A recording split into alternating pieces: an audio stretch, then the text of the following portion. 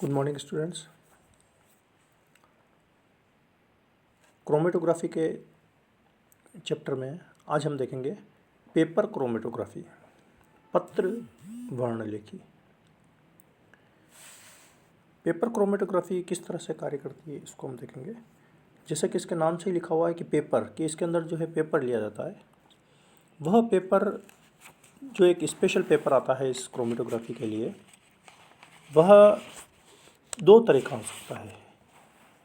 एक तो वह इस तरह की स्लिट हो सकती है, लंबी पट्टी का, इस तरह से, ये जो इसमें दी हुई है।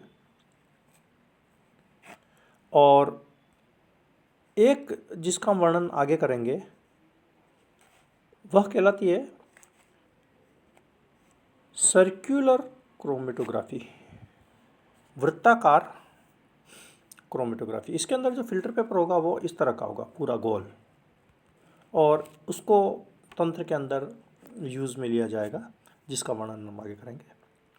आज जो हम देख रहे हैं वह पत्र क्रोमेटोग्राफी जो लंबी स्लिट के रूप में है उसको देखा जाता है। इसका हम यहाँ पीछे से वर्णन करते हुए चलते हैं कि ये जो स्पेशल तरह का पेपर है, ये जो दिख रहा है हमको,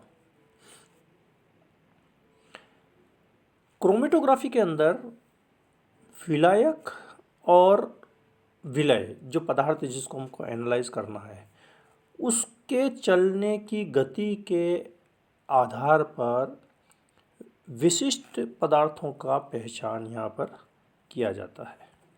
और उसके लिए ये फॉर्मूला काम में लिया जाता है, आरएफ वैल्यू, मंद गुणांक।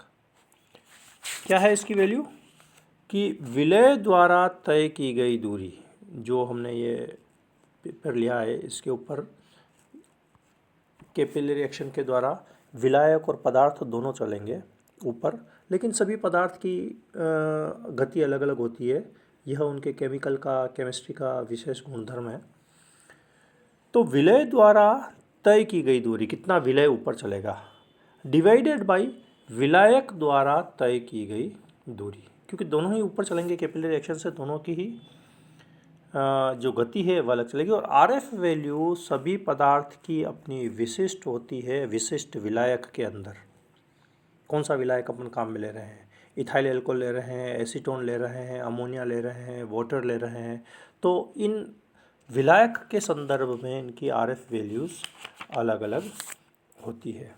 और यह कैसे चलेंगे, यह इस डायग्राम में पूरा हमको दिया गया है। जैसे यहाँ पर ये विलायक की सतह यहाँ से चलना शुरू करेगा, अगर यहाँ से,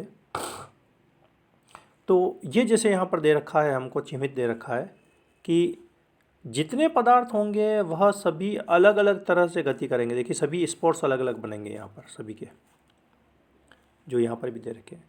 अगर विलायक नीचे से ऊपर चलता है, अगर पट्टिका को नीचे विलायक भरा हुआ है जैसे बताया हुआ है इसमें, तो यह कहलाएगा हमारा आरोही पत्र लेखिकी।